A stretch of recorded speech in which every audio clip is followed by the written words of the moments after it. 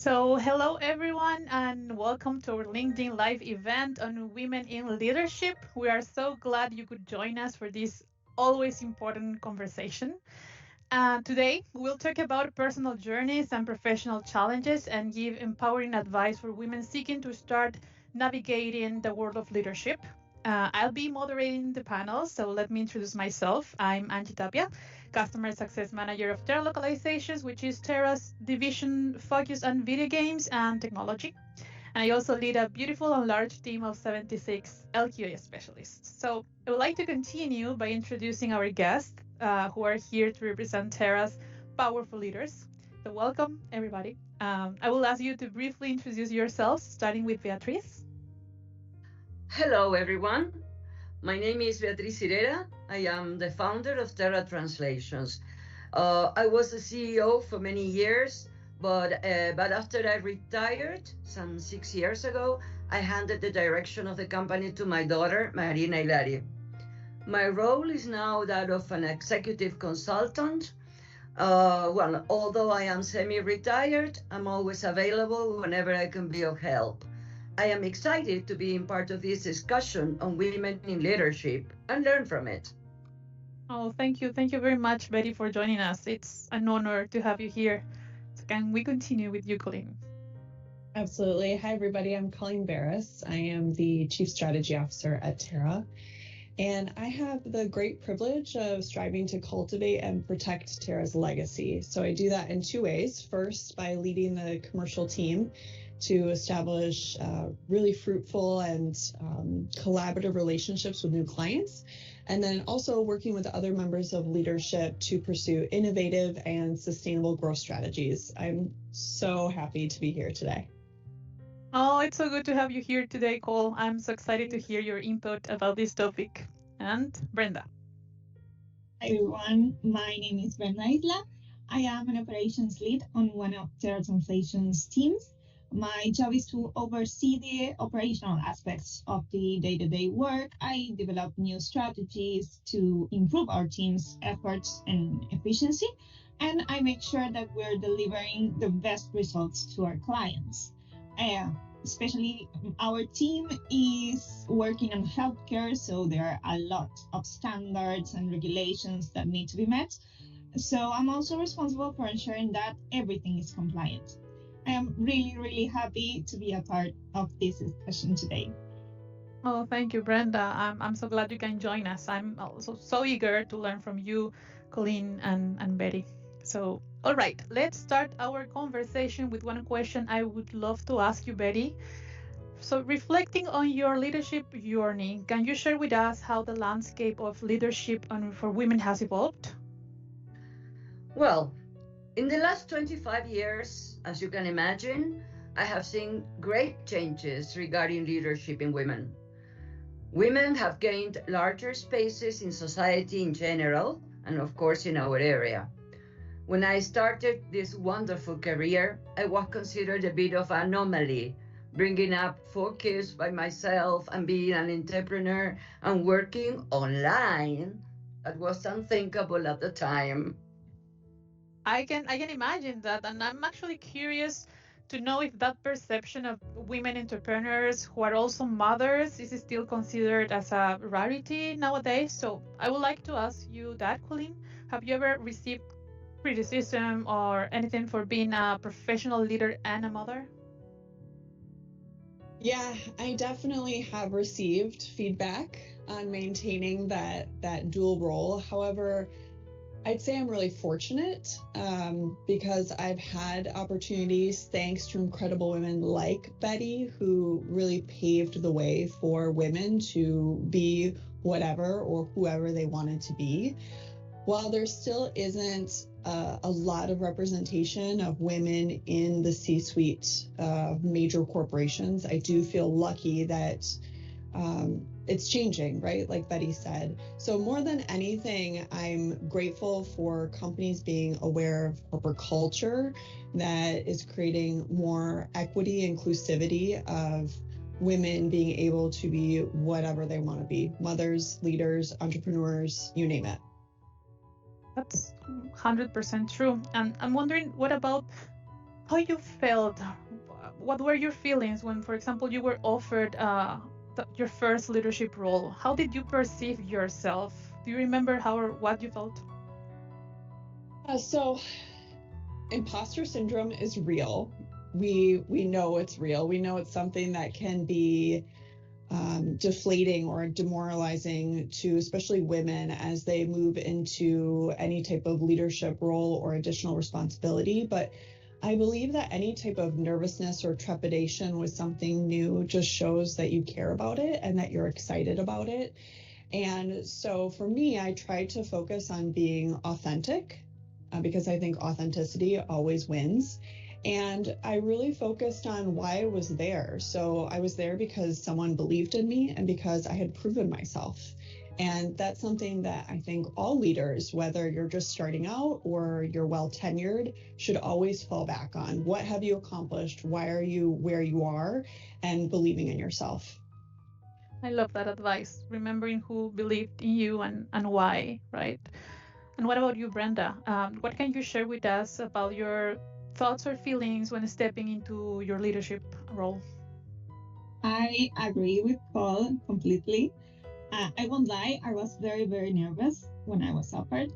Even though I was very familiar with all the tasks that involved this leadership, now I was being offered to be responsible for all of those tasks. So that made me really anxious. But also, I was very fortunate. I had a lot of people around me, a lot of great staff members from Terra Translations, including other team leaders, people from other teams, who let me know that they trusted me and that they were there for me to guide me, to give me advice on this new journey. So I was very happy. I think that's crucial, right?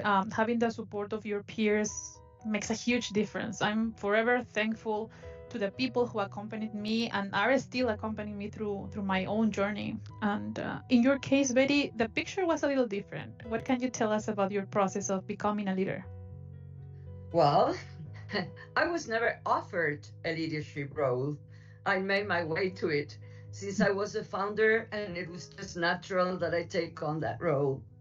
In fact, there was a time in which I was a PM, an AM, a CEO, etc. Further on in time, Marina got a degree in translation and joined me, so we shared responsibilities. But there's always some nervousness and a burden of responsibilities, however much you love your job. It was great when Marina joined me and we can share the tasks.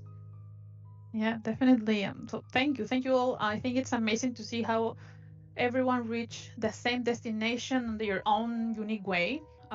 So building on our discussion about the evolving nature of leadership, I like to explore the topic of leadership styles, if that's okay with you. Do you feel pressured to lead in a way that aligns with historical portrayals of a dominant leader, or felt that as a woman you must always exhibit toughness to garner respect? What do you think about this, Bran? Yes, of course. I think that most of us as a society, we have this idea of a leader being the super strong, super strict, super tough person. And also, most of the times when we think of a leader, the picture is the man. And when you're offered a leadership role as a woman, you unconsciously get compared to that idea, you know? And that leads you to believe that you have to be tough and maybe even rude or reserved to be a good leader. But I think that that idea is completely wrong, because that's not what a good leadership means. Yeah, I see that. And what are your thoughts on this, Betty? Did you ever feel like you had to demonstrate a rough character? Oh, I never felt I had to demonstrate a tough character or strictness to gain respect.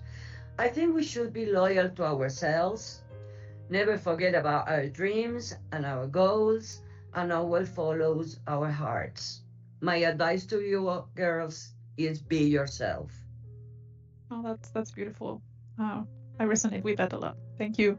What about you, Cole? Do you think you need or needed to demonstrate rough character?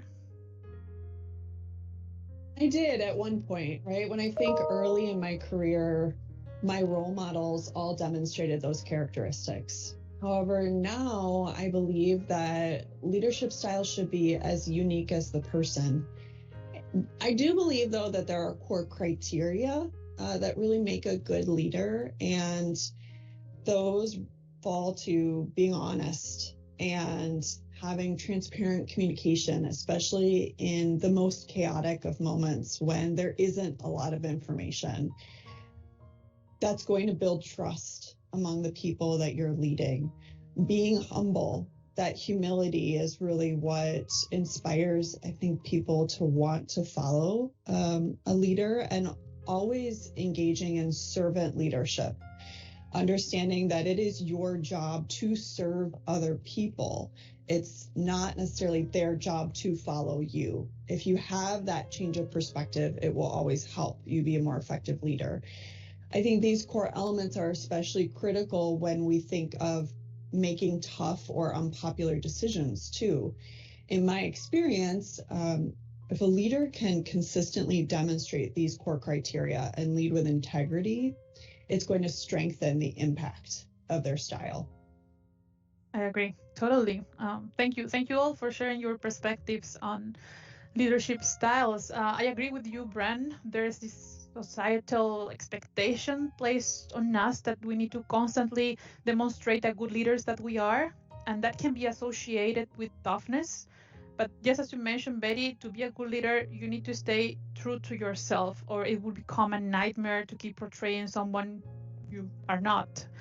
I particularly had the experience of working in an environment where toughness opened doors, and that was really frustrating, demoralizing, and even depressing for me. So I love the criteria you mentioned, Colleen, to describe a good leader, basically someone who is honest, a good communicator, someone you can trust, and who is humble, and ready to facilitate things for their teams. You don't need to be rude or become unapproachable to be a good leader, right? So I'm wondering, who is this someone to you during your upbringing and career? Did you have a role model or someone you looked up to who inspired you to become a leader? So, in my case, it's my mother. She is a great role model. She raised my sister and I, and she always pushed us to dream big and educate ourselves and work hard for what we want. And she keeps pushing us to believe in ourselves and to be better. I resonate with that, Brenda. It's beautiful to hear about the positive impact your mother has had on your life and leadership journey. And that actually makes me think of you, Betty, and Marina. Of course, she takes on the role of CEO and leader of Terra. Do you feel that your guidance and influence have played a role in her career path and leadership style? I like to think it did. I tried to be a model, though an imperfect one perhaps, but I have always taught my children to be faithful to themselves. I had my own model to follow, and that was my father. He used to tell me a phrase that would resonate in my head, and it still does, throughout my entire life. The sky is the limit. Perhaps it's kind of a cliche, but you can't imagine how much it influenced me ever since I was a little girl.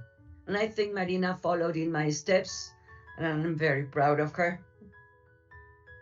I don't think it's a cliche. I think those are powerful and inspiring words that can make a huge difference in a girl's or a kid's upbringing, right? In my case, it was, we never give up. And that phrase that my parents taught me accompanies me in the most complex work scenarios. So for me, remembering that phrase is like taking a deep breath before jumping into the pool. So talking about those who inspire us and how they shaped us, or how we shaped ourselves to become the leaders we are today. I would love it if our audience could learn a bit more about you as leaders. Did you always have an established leadership style, or did you find it and tailor it to your own preferences throughout your career. So the mic is all yours, whoever wants to answer first. I can take that one, Angie. The answer to your question is no. I think it's a little bit dangerous to say that you come into a leadership role with an established style. Just like we as people constantly evolve, I think our leadership styles evolve and grow as we evolve and grow. And I used the most impactful and the best leaders that I've experienced to really develop my style. They're what I refer to as my North Stars, right? The people who I admire, who I emulate, and who I naturally think of if I'm ever needing direction on where to move or how to make a decision.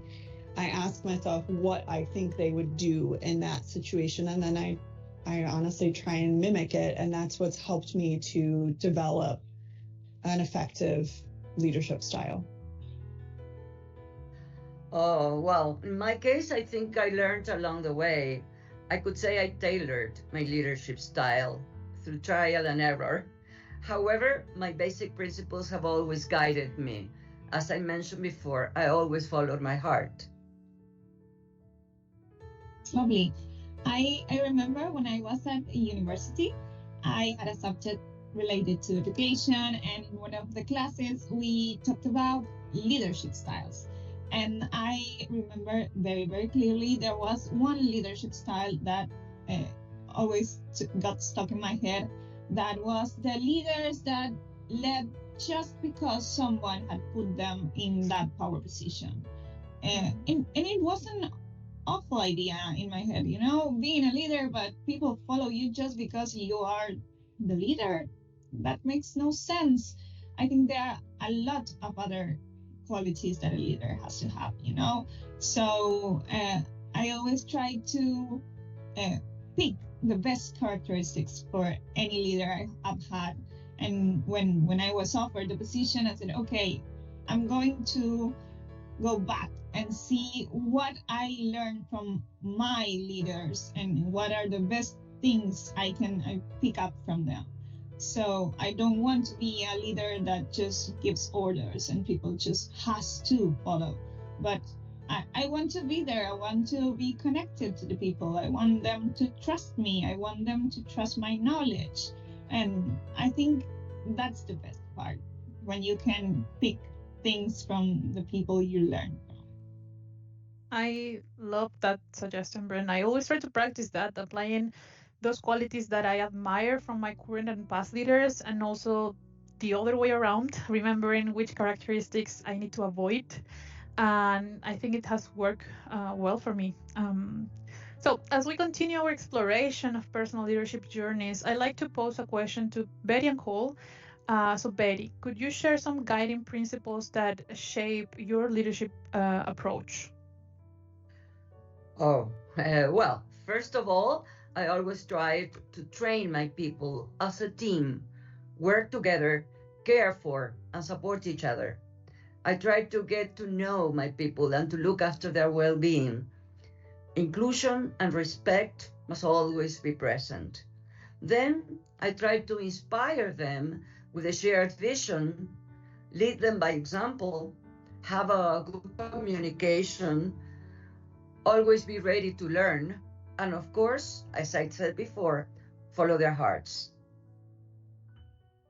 Those are such valuable principles, Betty. Thank you very much. I'm sure our audience will find them really, really interesting. And my question for Cole is related to what Bren just told us, related to the belief that having a big role is required for being a leader. Do you agree with it? Absolutely not. For me, leadership is not about a title. In fact, I think titles are where people so often are tripped up. I think leadership is about action and integrity. If a person leads by example, supports their colleagues, helps educate their team, and is generous with their time and knowledge, regardless of their title, they are a solid leader. Yeah, I absolutely agree. And I am a witness to that every day in my team. I'm always so proud to see how they become the leaders the team needs when a challenge or something unexpected happens. And it has nothing to do with their titles. They are always so willing to step up and take charge of the situation not only for themselves but for the greater good, right? So a big shout out to my team, by the way. I'm always inspired and amazed to see the incredible journey they are going through. So talking about challenges, we as women often have to deal with obstacles or challenges such as gender bias and stereotypes, the famous or infamous glass ceiling, pay inequality, double standards, as we just talked about, and even microaggression and discrimination. So I'm wondering if you could share with us what are some challenges or misconceptions about being a woman in leadership that you faced or learned during your career? And also, how did you manage them and overcome them? I don't know, Brain, if you would like to start. Yes. One of the biggest misconceptions is that a leader has to know everything. That's just impossible. No one can know everything. So part of being a great leader is to know your strengths and your weaknesses and your team's strengths and weaknesses. Sometimes the smartest things to do and the hardest, I know, is to say, hey, I don't know. I will have to double check with a colleague, with an experienced person on this subject or whatever. You have to be open to new ideas, to new processes, you have to be able to tap on the knowledge of your team. And sometimes this is very, very hard because, well, as like we talked, we are always on this impression that we have to be the know-it-all and the one who calls the shots.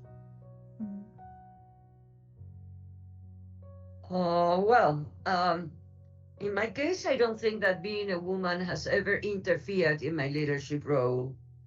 Perhaps this was due to the fact that I was a mother and an entrepreneur by myself, and I had no choice. I always tried to be humble, of course, ready to admit mistakes and learn, always trusting my team and asking for their help when I needed it. Perhaps the greatest challenge was my dual role as a mother and leader. I am a living proof. It's totally possible. We can do it. Yes, you are. Yeah, piggybacking off of that, Betty, I recently saw a quote that said, you can do anything, you can't do everything. So in terms of challenges, I think as women, we oftentimes set unrealistic expectations for ourselves. And what I've experienced is sometimes you walk through fire and you learn and get stronger, but sometimes you get burnt out. And for me, this is a real concern that I'm constantly striving to overcome because I struggle with it. I want to make everyone happy, right? Including myself. And so for me, the solution to this challenge is really striving to set clear boundaries for yourself, working to stay super organized, however that looks in your life, and really leaning hard on members of your team, especially in stressful times. I also think it's important for us to give ourselves grace to know that we can't do everything. And so to really pour ourselves into the things that are important in our lives and identify those priorities. I agree 100% with that. Thank you all for sharing those experiences and advice. In my career, I also had to deal with my share of, for example, payment inequality, double standards, and discrimination. But I'm also a person who doesn't like confrontation. So advocating for myself was not always easy. I have had to work up the courage many times to ask for something that was just fair. Now I know that promoting fairness and inclusion and staying true to my authentic leadership style is not only beneficial for me, but for those who follow. So I would like to know what steps do you think young women can take to proactively advocate for themselves and seek out leadership opportunities in their careers? Would you like to share your take on this question, Bren? Yes, of course. I think the best thing to do is to be curious and to speak up. Keep gathering knowledge, and whenever you have a new idea, just say it. Sometimes you will have ideas that are just no good. You will have good ideas that just doesn't work. they don't work, and it's fine, but you will have great ideas. Your ideas will inspire other people's ideas, and that's the best part. I think that worst case scenario, you're having ideas and people will notice that you are proactive, you can be inventive, you are working on your job very focused. So if you think of something that can be improved or whatever, just say it. Thanks, Marianne. Yes, I agree. When you don't say what's on your mind out of fear or for other reasons, you are already dismissing yourself. Without saying anything, you already have a no for an answer, right? And I think it's important that we talk, that we open up a space, in fact, that we take the space that corresponds to us without fear of anything, basically. So yeah, thank you. So the panel is reaching its end, but I wouldn't want to say goodbye without our wonderful panelists' words of encouragement and empowerment to all women and diversities who aim to make a meaningful impact in the world and in our localization work, right? So what piece of advice would you like to share with them? Maybe Colleen, would you like to take this one? Yeah, absolutely. My piece of advice I take from former COO Sheryl Sandberg, COO of Meta. She encouraged women to lean in, right? So to do the scary things with confidence, but always have a willingness to accept feedback, to learn from that feedback, and to act on that feedback. I love that. What about you, Bran? I think that if we look at the timeline, we women have accomplished a lot in the last few decades.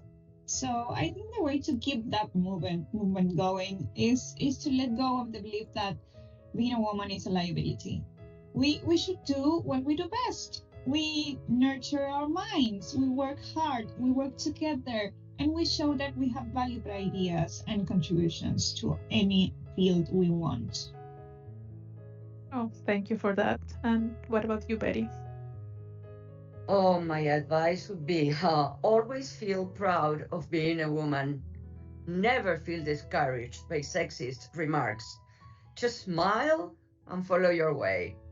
Being a woman is a blessing. Please feel proud of yourself and be yourself. You can do anything you propose. Oh, that's beautiful. Betty, thank you. Thank you for sharing that. Thank you all so much for your empowering words. I hope they resonate with the audience who is watching us today and those who will see our discussion asynchronically. So as we wrap up our LinkedIn Live event, I want to extend a warm thank you to our incredible panelists for their candid insights and to all of you for being part of this conversation. From sharing personal journeys to offering practical tips, it's been a truly enriching experience for me, so I really appreciate. So let's keep the conversation going and continue to uplift and empower women and diversities in leadership. So thank you all and take care, everyone. Bye-bye. Bye. Bye-bye. Thank you.